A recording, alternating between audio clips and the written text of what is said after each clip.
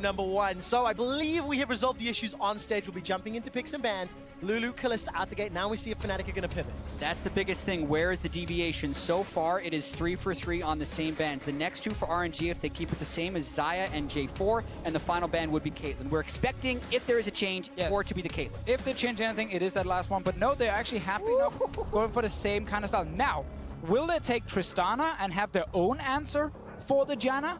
Or do they take Janna again and say, we don't actually care about that Soraka, we can gank it again? I think RNG should ban Johnny here. I don't think that actually, the lane counter of Soraka, I don't think that actually played out the way they want to. Oh, okay. Which means they're leaving J4 up. So if the Janna goes through, this means that they want J4, and they're daring them for a Jarvan Janna trade. But it's also RNG here trying to predict that, Fnatic, you're going to pick Tristana, we're going to take Janna, and you're going to pick Karma against it. So they very early on used this, basically a free ban, to actually get rid of what they thought would be one of Jess's answers to it. So now it is Fnatic back on the Janna. This is so interesting because it's close to the run back, but they're saying, okay, if these guys went blue side, surely they wouldn't want to go for exactly the same team composition. How do they mix it up? And also, they guess the Janna priority would be higher than the J4. I do think, though, Fnatic, actually, if they want Sejuani here, can be pretty happy with it. I like Janna against Jarvan in general, because Jarvan can't really get to your backline easily. But I also think if you're preparing against Fnatic, Sejuani is not Brox's bread and butter. The only champions he won with in the group stage was Rek'Sai and Elise. They're going to go with the Sejuani anyway. Yeah, nor is the Jarvan. 2 games played this year for Broxa. Not one of his preferred champions or preferred picks. Gonna lock in that Sejuani. Had a good early game on that Gragas. And do we see the Civil once more, much like game 1? Well, let's see actually what they're currently looking at. A Jinx for Reckless. We know he wants to be on a champion where he can either win lane or win the late game team fights. This will be towards the late game. Okay, more Vayne. So this is the 3rd Vayne of the World's 2017 group stage. We've seen Wraith play first twice. I would be happy to see Soraka again, and you just perma-push that lane, and you take an early bot lane tower. This is bold by Reckless as well. Uzi was the first one to bring it out. Vayne was Reckless's pick years ago, but I agree with you as far as the early lane shove. How does Fnatic get control of that lane? It is a magnet for Broxa to come bottom side, because yes, they're going to push up with the Tristana and the Soraka, and no, Fnatic will not be able to keep up with the push, but that will put them in gank position. I'd like to see Fnatic get rid of the Cho'Gath, because now we know they want to play around bot side again, because they got to stop the perma push from RNG. If they give the Cho'Gath again and have the Trundle as an answer, well, then they suddenly also have to play around Soaz at the same time, and they won't be able to do that. They have to pick just one lane they can focus.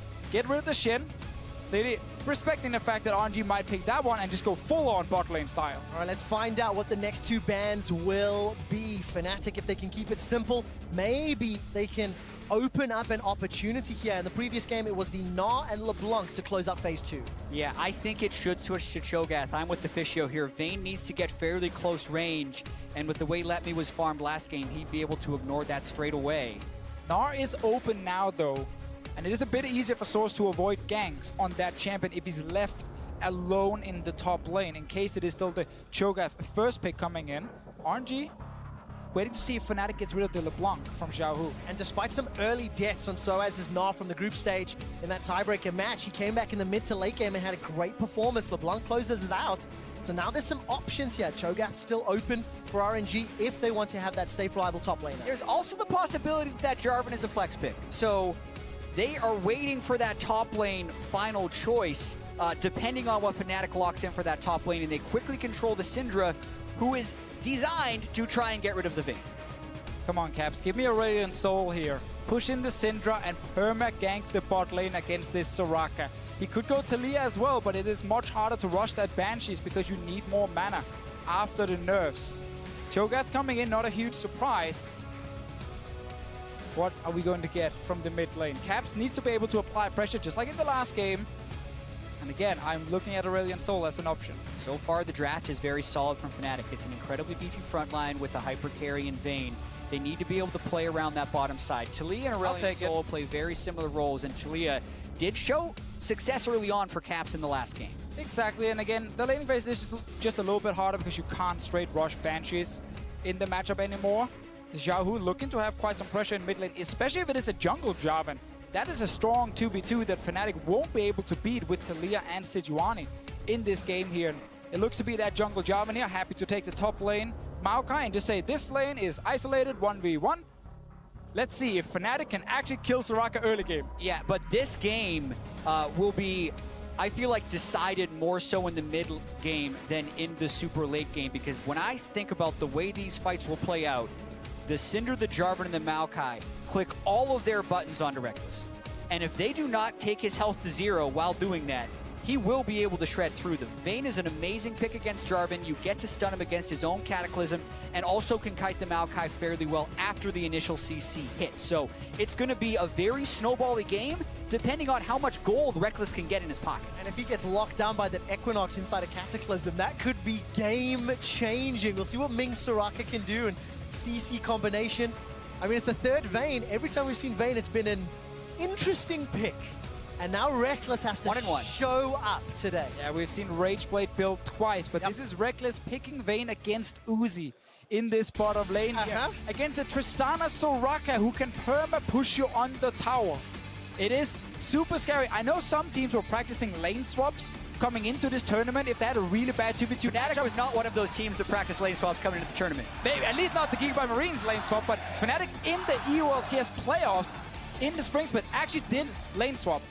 Level 1 to try and get out of bad matchups and surprise the enemy team. I just want to bring it up. I'm not saying it's going to happen, but it is something to consider. Yeah, and I think it's something RNG does need to consider. With the way I think this lane is going to play out is Reckless farming under turret, and then Fnatic going all out for kills on Soraka, because they get a few kills onto Reckless, and if he can hit his items before Uzi does, they can start creating plays around that lane. All right, we'll keep an eye on how that plays out. It's game 2 of Fnatic taking on Royal Never Give Up, and as the tournament continues to ramp up, you guys at home can add to the prize pool. You can also donate to charity by picking up that championship ash and the complementing award skin today.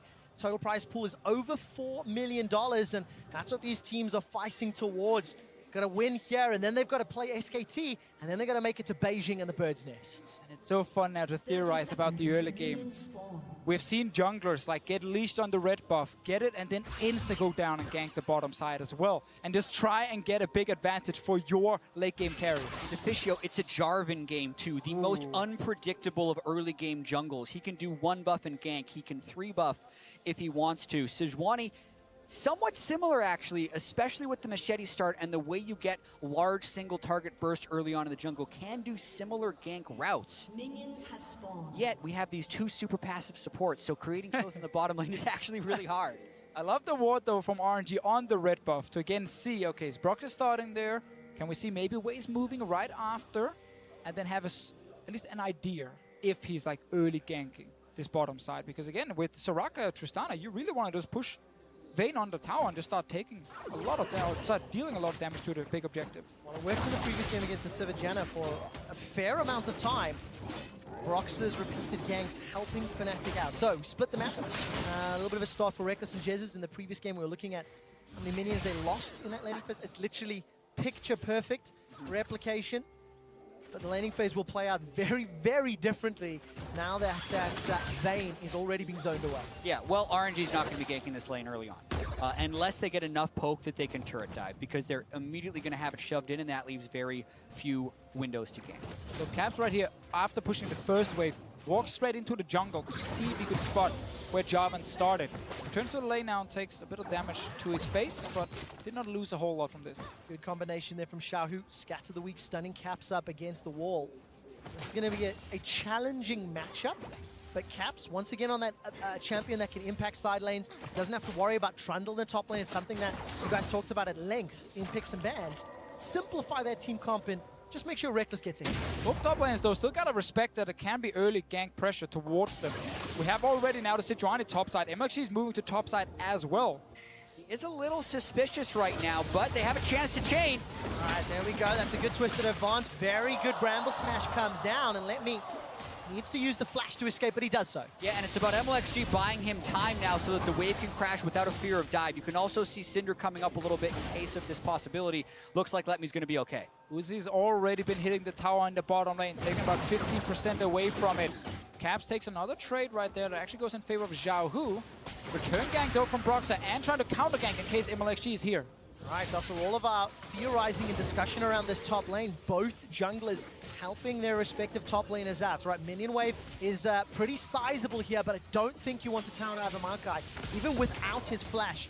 Very, very difficult setup, and instead, Soaz backs away. Yeah, I think Brock's overstayed. There wasn't much to do in that top lane, but I do want to call attention to the mid lane, because in this matchup, whoever gets the push and the control of the mid lane can impact the bottom lane more, and that is something that Xiaohu has been very good at so far this tournament. If you just look at the ways he's gotten his kills and assists pre-15 minutes, you wouldn't think he's a mid laner. He has 5 kills and assists in the bottom lane, 2 in the mid and 1 in the top in the first 15 minutes of the game. Plus, in the team fights, if Xiaohu has gotten that gold advantage, he will actually be the one killing Reckless along with Let Me. So Xiaohu's performance in this game is paramount to RNG's success. And in this early game, we might actually get some kills towards mid lane itself, because that's the advantage for Syndra, is she can match the push of this Talir, and then she can actually try and threaten to kill Cap straight up. Obviously, there's a heal now on Talir, so that needs to go down first. And MLXG might have to join as well, but not right now we see a gank top side. We talked about this. The top laners gotta be careful here, because the junglers, they want blood. Right, Rupture and Feral Scream's pretty good. Flash from Soaz blown to get out of that knock-up combination. And just to round out that mid lane discussion, Xiaohu's already up 8 CS in that mid lane, but there is a wave in front of Caps as he's clearing out. Soaz feeling emboldened, knowing that the flag and drag was on cooldown, and Brock's that gank. going for that gank in the bottom lane. It's 5 minutes. Last time round it worked in favor. The flash Zephyr from Jezus. Here's the Arctic Assault comes down from Ming.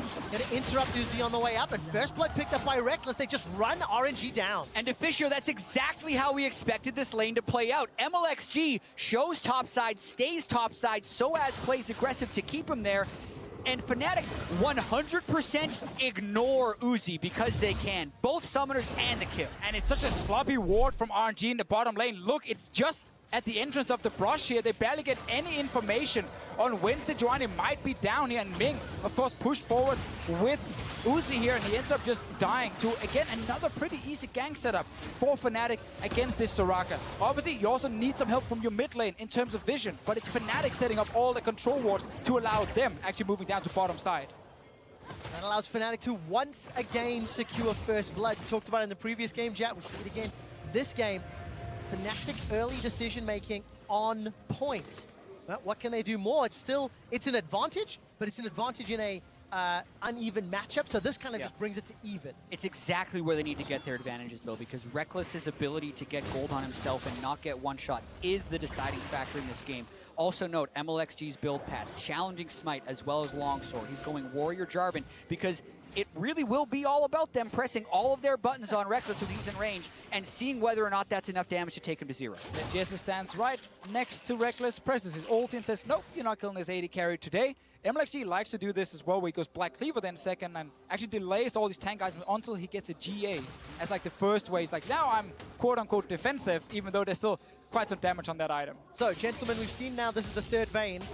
Is Rage Blade first item into Phantom Dancer the item build on this patch? It's a discussion I'd like to have as the game plays out, because it's one that we've almost jokingly had off air because we don't really know just yet how good it is. I like Rage Blade on Vayne here if you do not fall behind in the early game, because it does allow you, once you fully stack it, to deal so much extra damage, get even more silver bolts, and it is insane DPS on one item with also an Ardent Center next to you. So I really like the Rage Blade build. The biggest struggle with Rage Blade Vayne is getting it stacked up in the first place, because everyone knows the synergy of only having to attack twice to get your silver bolts. But that's only after Ginsu's Rage is stacked, and that's after 6 auto attacks. So when he is at that point, it's huge. But think about who Reckless has to hit to get to that point if there's not a minion wave there.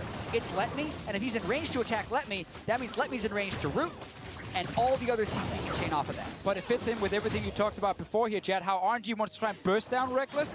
Fnatic obviously want to prevent that and have longer fights, so they should have enough time to stack it up. And I want to highlight, though, RNG took control back on the bottom side. They now replaced the Fnatic control wards with their own, making it much harder for Broxy to move down and gank. Gives a lot of safety to RNG to push.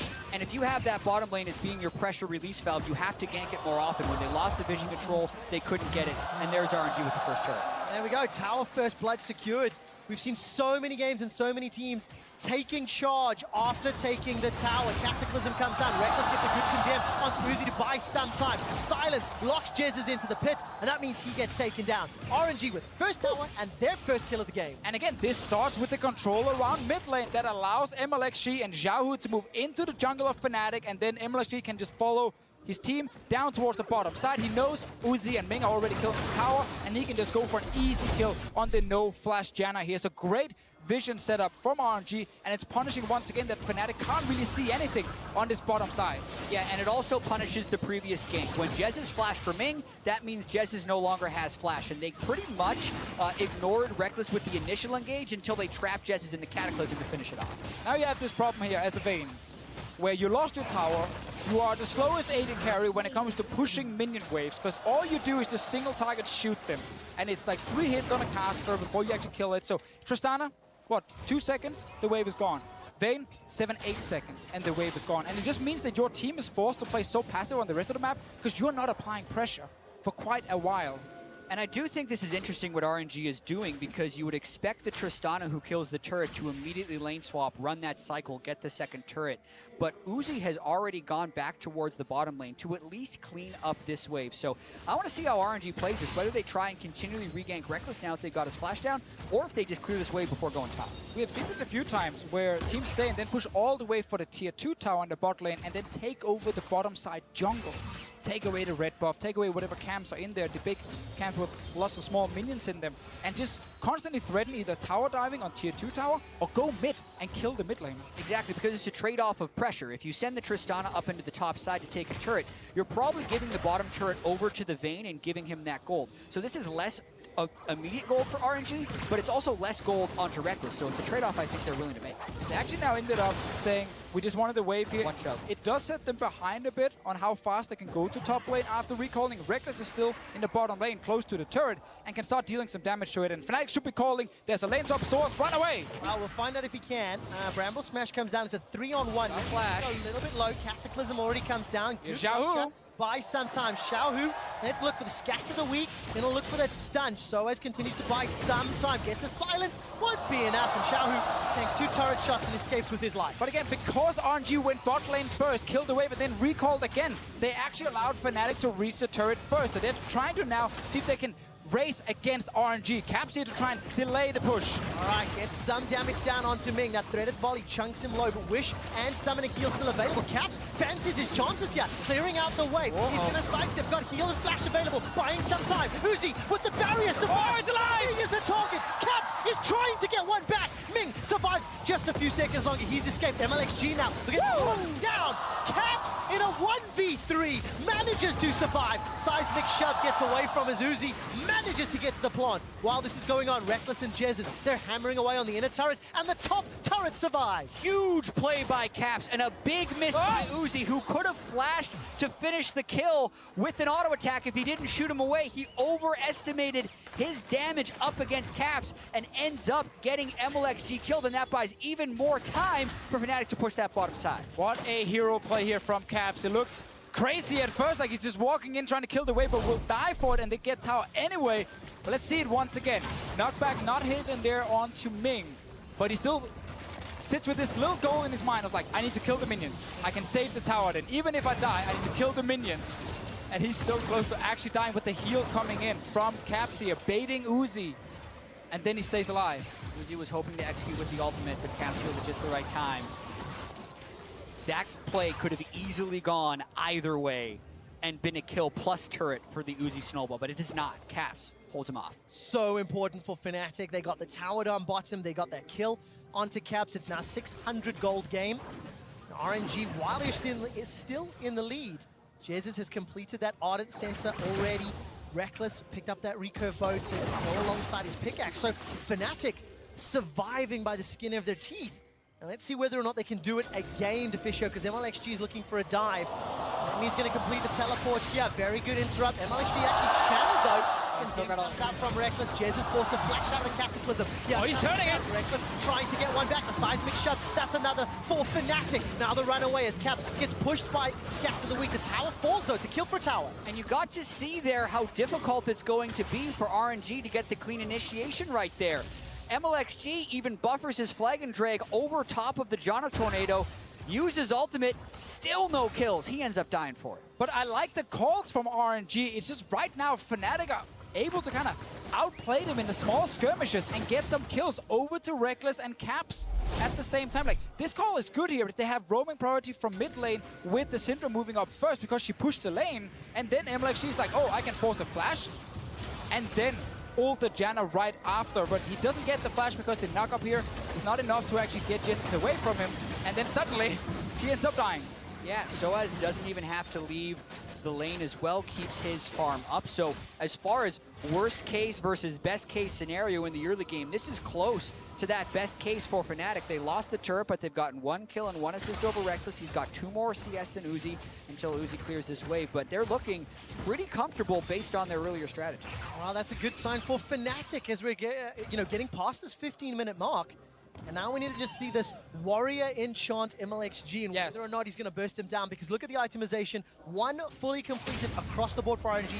Fnatic do not want to fight him just yet. The whole like AD, the Warrior, Black Cleaver, Jarvan in the late game can struggle to actually burst down targets through all the shields and the healing. But in the mid game, it is so strong if you actually connect your combo and that big ulti that can deal damage to so many people at the same time. We're getting fighting here.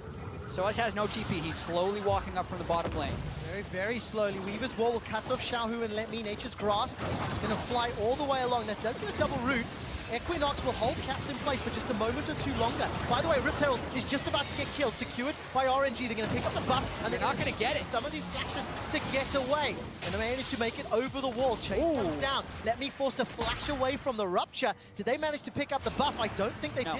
There it is right in front of me. Oh, MLXG, he wants it. He's still around. Capture the flag. Can they defend the buff right now? Oh, he wants to get in there. He's got flash. Come on, flag and drag in, pick it up, and flash out. Wants it. That would be pretty Oh, spicy. he can go right now. There we go. He's going to get it. Ah, you forgot the flags, Fnatic. All right, there we go. Exactly as predicted. Flag and drag. Is it worth the flash? I guess we'll find out if it takes down the tower. Yeah. RNG, they got challenged, stared down Fnatic, and they got away with the buff. We got 3 flashes right there from RNG used. Fnatic are actually with the 4 members because of the good wall here from Caps, kind of delaying all 5 members of RNG getting close enough to start the fight. They actually managed to at least force summon a spell. Now let's see if this Rift Herald can be used to get a tower. Mid lane tower is always one of the big objectives you're looking for. And of course, Ming being flashless on that Soraka will be a juicy flank target if Brox or Soaz can find an opportunity in. But it's going to be difficult for them. 2-man stack in the mid lane. There's support for RNG coming to defend, and Fnatic don't overstay and they don't overpush. And you just mentioned again Ming without the flash here. I want to then turn it over to Brox because a lot of eyes will be on him, specifically on this Sejuani to start fights. It's been a big weakness for Broxer when it comes to actually being the main engage on your team. There's been times where he's hesitating. He doesn't maybe feel like he can actually go for a big flash play or anything. And the fact that he's now on main engage and he needs to try and actually catch people like this Soraka here, it's a lot of pressure on still a very young guy. Yeah, and it's a matter of will Fnatic just play disengage as well, because that could still be an option whenever RNG tries to get the engage, even just using Sejuani as some type of disruptor, because this is one of the power spike moments for Reckless's Vayne. He has the Rage Blade, he also has maxed Silver Bolt, so if he stacks up, that means he's getting that percent health true damage every 2 hits on top of the already generous base damages of that Vayne. Well, a good wall here just to defend. Cap's actually buying a lot of time with his Taliyah. Yeah, I've been very impressed. His defensive walls in 1 and 2 of the series have worked out. It's not going to stop Heraldina from ramming into that outer turret. While it won't be a kill yet, that is a lot of damage and a lot of control over to RNG, which allows Uzi and Ming and the rest of the squad actually to take this Cloud Drake. There's no contest yet. The Seismic Shove will not find the target. So Fnatic have invested everything on top side. All the wards, everything is top side. They need to respect they don't know what's happening in their own jungle. So when they're pushing forward now, they open themselves up to a potential flank. Smart play here though, and just backing away. Go straight towards the top side again. Don't risk a big engage from MLXG and let me. Yeah, and something that RNG has really done well and was displayed right here is their ability to pick the right fights. They're very rarely picking the wrong fight. So they have no vision on the top side of the jungle right there, and instead of going all the way up to force a fight on Fnatic, who's pushed up mid, they take safe recalls into the jungle, reset, and now they go with a good siege into the mid turret. All right, remember this tower got chunked down so low earlier. Watch versus 20. By some time. Down Ming. Ming is the target who is flashless. Broxah, with all the pressure on him, finds the target. The tower's still scared. Soaz teleports in behind. I didn't even see that happen. Uzi and Ming are down, and Fnatic are sieging mid. And that Raptor camp is Sejuani's playhouse when you're trying to siege that turret. Always over the wall to get that engaged. Broxah pulls it off. Also, Jess is right there with the shield on the turret. Meant that Uzi stayed around to try and finish it. He couldn't actually do it, and RNG ended up overstaying. They got punished for it. It's another kill over to the Vayne. Didn't even see that TP from Soaz shutting down Uzi. 19 minutes in, Fnatic will take the gold lead, the tower lead, and the kill lead. Only Dragons in favor of Royal Never Give Up. But they still have an unenviable task of dealing with RNG in the mid game.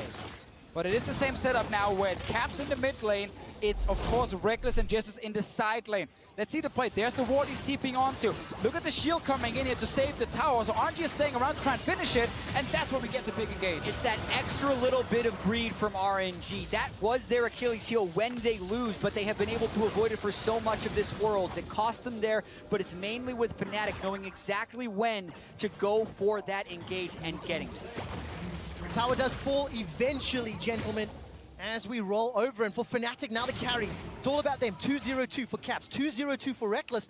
And when they're playing well, that's when they're winning games. Exactly, and we put so much emphasis on the Vayne, on Reckless. Can he hyperscale? Can he carry? But really, this team doesn't succeed unless they are both carrying. You can see that damage percentage. Reckless, even when they were winning, actually had a 28% damage percentage rather than the 41% in week 1 when they'd lost all their games. So the fact that Caps is 2-0-2 on Taliyah as well diversifies their threat. So when everything is thrown into Reckless, Caps can still do work as well, which puts Fnatic in an enviable position.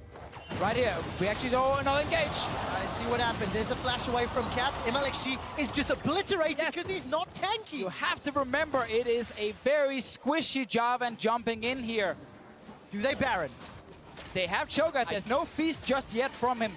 I think it is absolutely worth posturing around the area. They need to get control, and then Broxah has flash and ultimate. They're going for Xiaohu. Xiaohu forced to flash, but he's out of position. Remember, he's got no unleashed power. Seismic Shove is stepped away from, and the Glacial Prism will buy some time, as will the Wish. Xiaohu cannot run away, and he pushed far too forward, far too quickly. Fnatic are finding some very good fights, and RNG not really reacting properly here. They tried to push up the mid lane to then maybe move into River in case Baron was started, but then there's a quick turnaround from Fnatic to get another kill. Individual positioning mistakes on the side of RNG. Some very good punishes. Remember, Soaz surviving that top lane dive for so long. Caps defending the tower, and now they're finding these kills 7-2 up. It's 2,000 gold, and with Hurricane Rageblade, Reckless has some additional wave clear. And I think it's really interesting. You do not proc Silver Bolts with Hurricane, but you do shove the waves much faster. So that's how much importance they're putting on wave clear in this game. Exactly. He actually went back and he bought the Phantom Dancer first, but then he sold it again, undid it, and said, oh, actually, no, I need Hurricane here. I need to be able to shove waves, because again, Reckless lives in the side lanes. That's where he gets all his farm while we have Caps defending mid. If he's able to push out his side lane and then join his team, he's going to be much stronger, because, again, he's constantly getting farm. And it's hard to deal with for RNG because they can't really stop all these lanes from pushing. All right, look at the itemization. Xiaohu, Banshee's Velmarella, Namikon. Uzi's working towards that Infinity Edge, but does not have it yet. And Caps on your screen, Leandri's Torment and that Morello's. He's going to be combining with Soaz in just a moment. See if they can use that Weaver's Wall. But maybe it's just going to get a flash if they decide to engage. Yeah, important to highlight that Let Me still sits with the defensive summoner. He's trying to play it very safe, not seeing where Taliyah or Sejuani is on the map.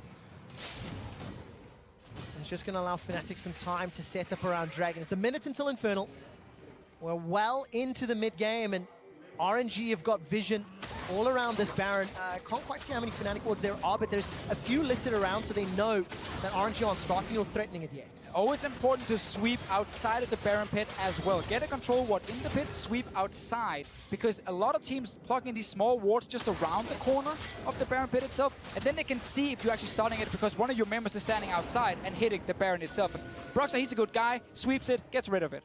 And this is the most control we've seen Fnatic have this series. With the control wards they have outside the pit right now, and with the Infernal Dragon spawning very shortly, we have to see how they play around it. It's also some power spikes for RNG. Black Cleaver completed, Banshee's Veil completed. There's still a lot of burst damage that RNG can throw onto Reckless, who hasn't gone for QSS yet. Still a chance he gets locked down in these team fights, but if they don't, Fnatic can take so much control with the next team fight. Right, and they should only be able to burst Reckless if Jesus is not there and ready to defend him. There's the shield from him, there's the big ulti from the Janna. He's no flash at the moment, so RNG can actually change and just say, you know what, kill Jesus first. If you go full attack damage Jarvan, you gotta burst someone down. Well, let's see if that Black Cleaver helps out at all. Support coming from Ming and Uzi. Soaz continues to chase forward and backs away the moment he sees the reinforcements. Yeah, Reckless is also on Infernal Drake. So it was all a ruse in that sense. They did go for a kill. Actually a little bit fortunate that RNG didn't have any vision of Reckless and know that it was a 4v5. With it, no vision though, good play for Fnatic. Yeah, just like we criticized the vision, the last game from Fnatic, we gotta praise it now. They have actually taken over the river completely. They are denying RNG any wards on the map, except for this one little ward just around the Baron pit, but it is very far up the river. Now in the previous game, it felt a lot more even. RNG had those early game tower plays. They had some pressure moves across the map. They tried to do the same now, and Fnatic have outplayed it, you know? Found some picks, found some kills. I know RNG turned this around. Is it really just as simple as finding kill caps or Reckless and then take a big objective? And that only really comes from vision. I mean, exactly. You can say the outcome would be to kill the carries, but you have to get vision control somehow, and that's just so difficult for RNG to do because when looking at the draft and seeing the Janna Vayne lane against a Triss Soraka, you think, all right, this is at least 3 turrets to 1 at the start of the game.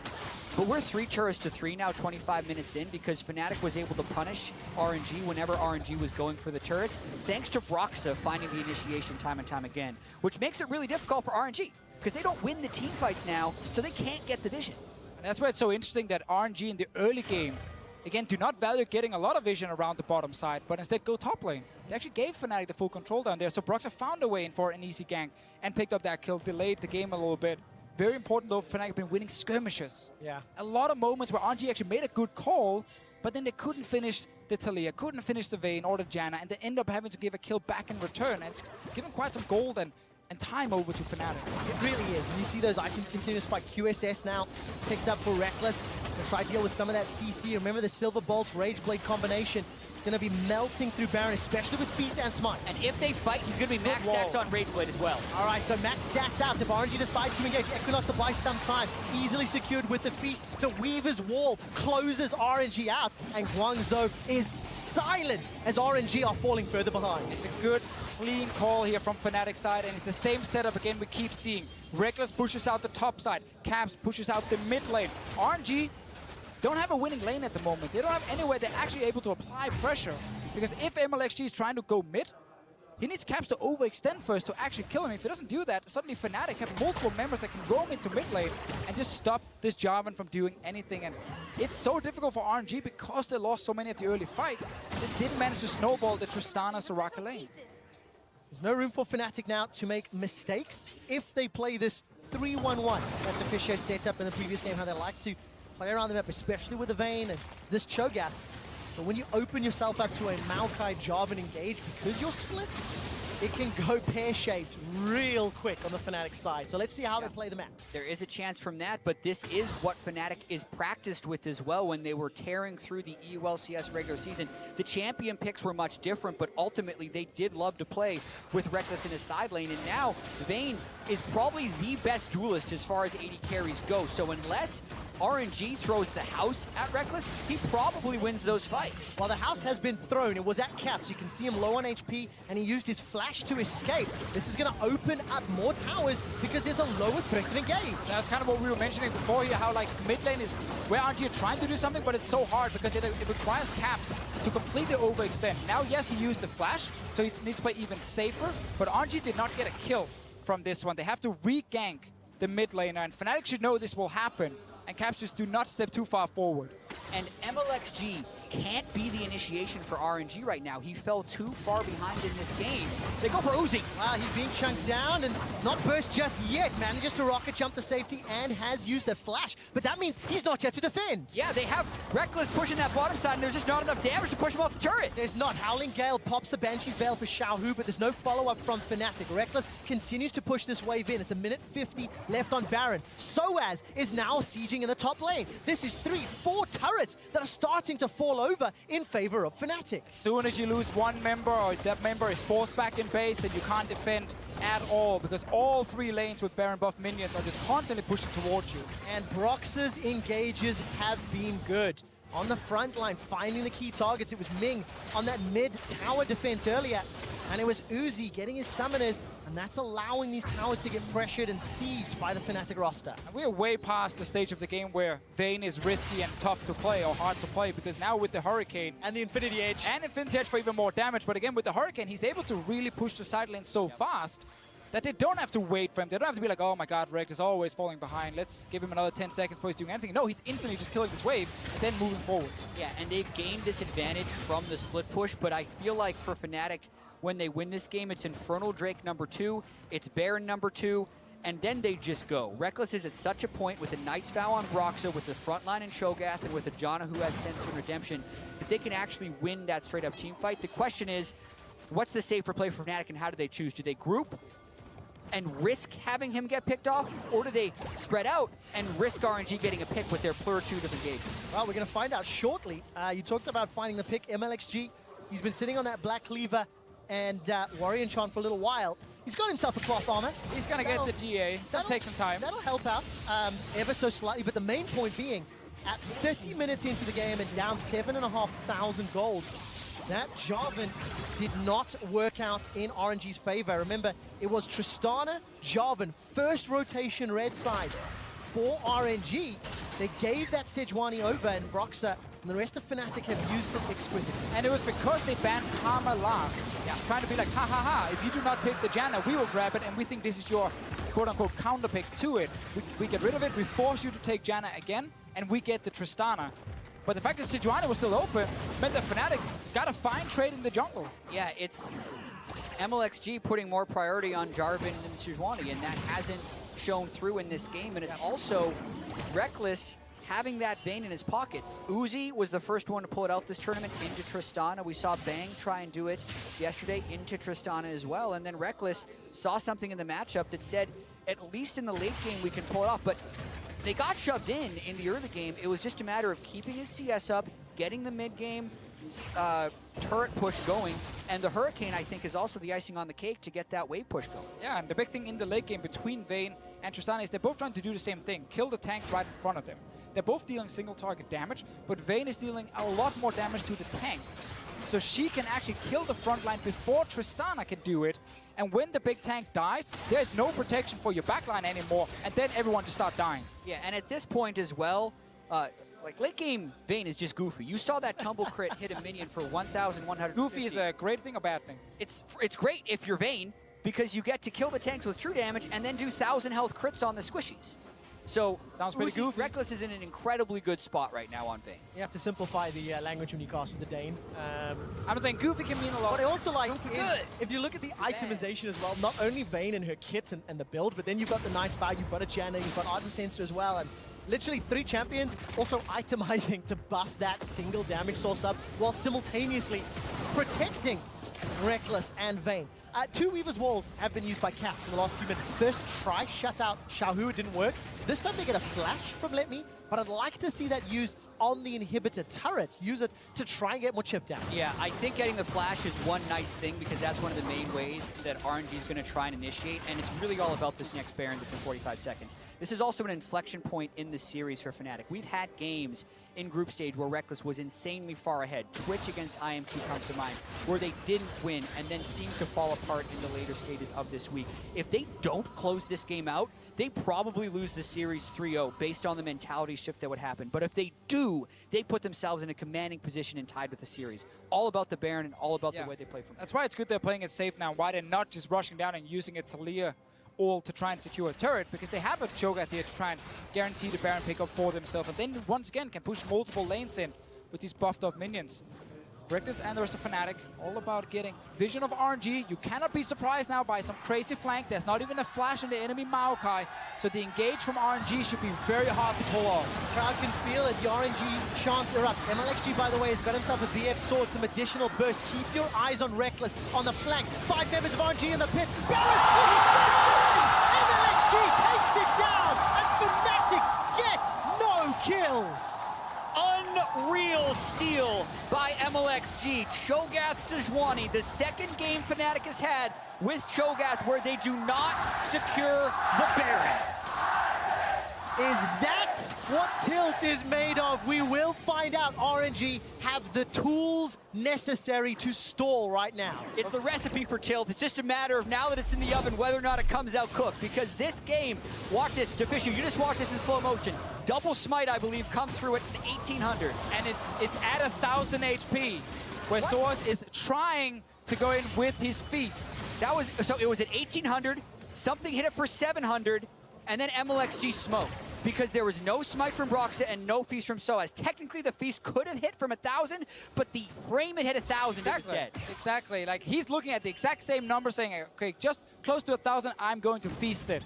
And then when the smite comes in at the same time and it actually kills it, then it's really hard to be like, it's really hard to put any blame on Soaz when it is actually close to 1000. You're opting into that 50-50. Let's call it 60-40. Yeah, it should be a 50-50. Let's call it 60-40, but it is still a timing issue. The problem for me is that you're not denying the Jarvan, or trying to at least deny him. You have Monsoon to try and knock him away before he can flash into the pit. You have knockback from Talia. It's happening. RNG with Baron are emboldened, and they take their 4th tower of the game in the middle lane. MLXG didn't even die when he goes in for that Baron steal. That's the miraculous part about that. He's a squishy Jarvan, and you got a max stack Rageblade Vayne in that pit, so potentially a huge swing in the game. Fnatic then spread out as RNG makes that first push, and they get that first turret. But what we normally see is that you try and time it so that you say feast and smite at the same time, so you can do it above 1000 HP. But MLG just got in there and hit it perfectly. Again, the fact he was allowed entrance, he EQ'd into the pit. There's so many knockbacks on the side of Fnatic to deny that from happening. And he should never get in there in the first place. They even had a ward on it. MLXG wants a fight. MLXG's got himself a Guardian Angel after that last Baron secure. By the way, looking at MLXG, Xiaohu and Ming, none of them have upgraded their boots yet. They need as much combat power as possible. Baron buff is going to help out, and Jesus takes a gigantic crit to the face. But that's double ults burned by Fnatic. Reckless no longer has the final hour for the team fights. That actually gives RNG a lot of confidence when going through on this next play. We're going to have to replay that Baron again and again and again if that ends up being the deciding factor in this game, because Fnatic has it in the back of their minds that that Baron should have been theirs. When you go for Baron with the Cho'Gath, you expect to get it. Whether or not the scenario was different and it was burst from 1000, it's all about moving past it from that point forward. It's not the first time that we've seen that happen. I don't expect it to be the last. Elder Dragon is up in 3 seconds. The minion wave seemed to be pushing in favor of Fnatic, although Letme's trying to deal with the top one. Right, RNG barreling down mid, Fnatic on Elder. It's going to be gone. They're going to try this one more time, but there's no vision. This time the Feast can get it. And this time they deny MLXG as well. Do not let him even close to this Dragon Pit. So double Infernal Elder Drake for Fnatic. They still haven't lost anything in their base, but RNG are looking towards mid. But I love that call from Fnatic, undeterred by the last secure going wrong, knowing the Elder is important with the double Infernal to stop the Baron push of RNG, and buying time for that Baron power play to be fairly irrelevant. Fnatic now have double Infernal and the Elder. I think it's very important to note that Baron for RNG was a stalling Baron. It did not necessarily give them control of the map. It did not necessarily even out the game. They're still 6,000 gold down. So it's still a huge uphill battle for RNG. Yeah, and that's why it's not the end of the world for Fnatic, because their late game is still fantastic. Like, they have the double Infernal, they have the Vayne, who's currently sitting on 4 fully completed items and a QSS. So they're still looking to take the next team fight and win the game. It just sucks for them they didn't have a Baron buff to do it with. That does suck when you misplay it, or mistime it, or it'll come out in the wash, I suppose. A little too early to tell. Right, Weaver's Wall is up for Caps. I'm looking down the flashes on the Fnatic side. Only Jez is unavailable. MLXG on the other side is the one without the ability to flash in or out. Weaver's Wall maybe a little early. The minions did not quite make their way up. Xiaohu with that Death Cap Void Staff doing a lot of work to wave clear. Yeah, and that's a lot of damage threat on a level 18 Syndra against Reckless's Vayne. The QSS, his sole source of magic damage, and not quite the locket on Broxa yet, because the damage from the Syndra ultimate does somewhat come over time. They can shield with the Janna, hope the QSS, and now it is a Mercurial Scimitar, does enough from a magic resist perspective, but that locket's going to be really important as well to try and keep them alive. The fact that RNG are just holding on here, just hoping for one big team fight they can win to turn this around. They're actually going towards Soaz now. Xiaohu is here as well in the bottom lane. All right, stun lands onto Soaz. He's still got that Gargoyle Stone Plate to tag if he needs to. Real hard to Gonna kill. throw that one out. There comes the Unleashed Power. Yet another stun. Soaz continues to run away. 1000 HP. Flashes over it's the a blast wall. cone. Gets the blast cone out. Sends Emlexi away. Soaz still not down. Sidestep. Scatter the weak. Falls short. Classic Soaz escapes. And he didn't even need teleport this time round. He's always doing it. He ends up pushing up a lane. He's about to get caught. Everyone thinks he's dead. And then he finds a way out. Takes the blast cone to safety. Had to use the flash though, which is a big one for him in future fights if he's flashing onto the back line of RNG. But for now, just feast the tank in front of you and let Reckless do the rest. Yeah, and it's all about prepping for that next Baron in 1 minute. Ultimately, all of the R buttons for RNG will be back up before that happened, and they didn't burn any Summoner spells. So the cost is still 2 Summoner spells for Fnatic. But Fnatic must have learned now from the last Baron here. Try and deny MLXG from getting into the pit. At least force him to flash into that pit if he actually needs to try and steal it. Also, the same thing is, because MLXG got into that pit, and actually I think with his ulti might potentially have forced Soaz out of range for his feast, or at least done something that he couldn't actually go straight for. But again, it's on Fnatic to obviously smite feast earlier and just combine the two. There are tools to make that safer as we go past 40 minutes very, very shortly in a game that Fnatic looked in such control of. Now they're on the risk of losing some control. There's that ward RNG have placed outside the Baron pit. Deficio's touched on sweeping outside the pit. So RNG happy to keep stalling, keep playing for time. Get late, get more damage, more armor, more tankiness for this squad. And then see if they can out-team fight. Hey, they got that ward on the outside. This makes it even more difficult for RNG to check. They don't even have waves in great pushing positions right here. And so much of it would be, can RNG actually get and engage onto Fnatic? They're going for Xiaohu. Righteous Glory doesn't get them in range. Banshee's Veil needs to be popped, and no flash for Soaz. Uzi, by the way, quietly gaining power. Got that Mercurial to back up his 5 damage item build, and he's terrifying right now. Exactly. The full item 80 carries being on both sides take away a little bit from Fnatic's ability to just brute force a Baron, because even though they should be able to secure it with the Cho'Gath and the Vayne, that didn't happen last time. And then the shored up teamfight win isn't as sure when you have the Deathcap Void Staff Syndra as well as the 6 item Tristan. We have to see how MLXG team fights here. He likes to find good flanks and then surprise the enemy with a quick engage and get some burst down on Caps or on Reckless. At the moment here, there's flash on 4 members on Fnatic. Only Soaz missing it.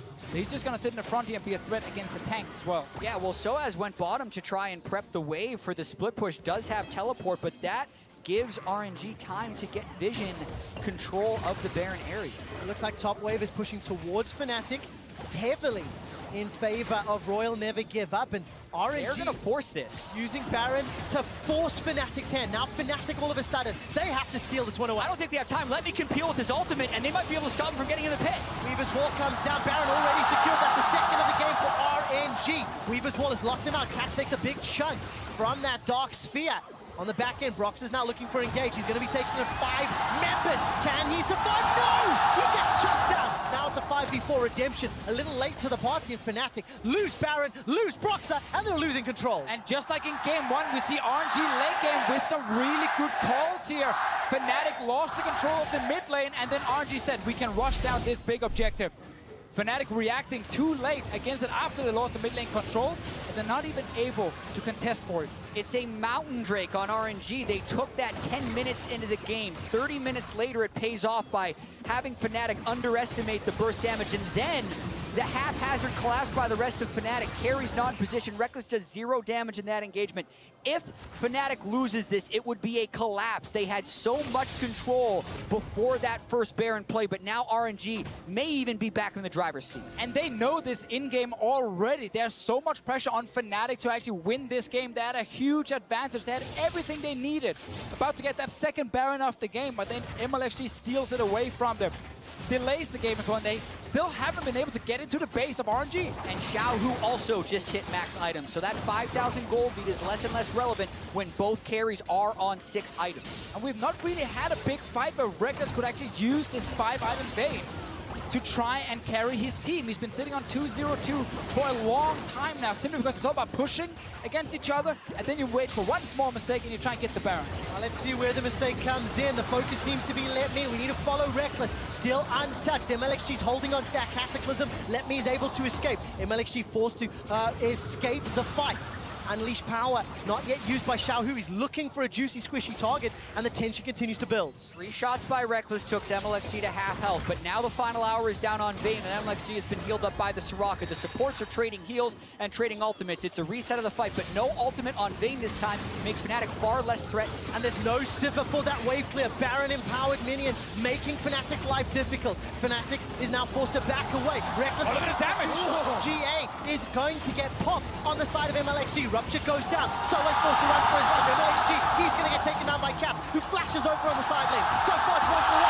Uzi gets the shutdown, gets the double kill. It's now a 4-on-3 with 60-second death timers. He's gonna push for the tower here. MLXG with the GA. The timing was just off here from Cap, so he didn't actually kill him as soon as he came back to life, and he had to flash over, allowing Uzi to jump him and get another kill. Right, Brox has got his ultimate available if he can somehow find a target, but Redemption for Ming makes that so difficult. Fnatic lose their inhibitor. But where's the ultimate gonna follow up on? Reckless would have to walk towards 4 people to make this fight happen. RNG's pushing for a win! It's 30-second death timers. The Glacial Prison comes down. Uzi gets chunked. He manages to escape. Somebody he'll buy some time. Brox are Reckless and Chances trying to do the unthinkable. Uzi has healed himself back to full life. Xiaohu has ultimate. He's saving it for when Reckless gets in range. 10 seconds. The Nexus. Enjoy. The Nexus is the target. Uzi, Ming, RNG. They haven't done it back. Fnatic are down 0-2.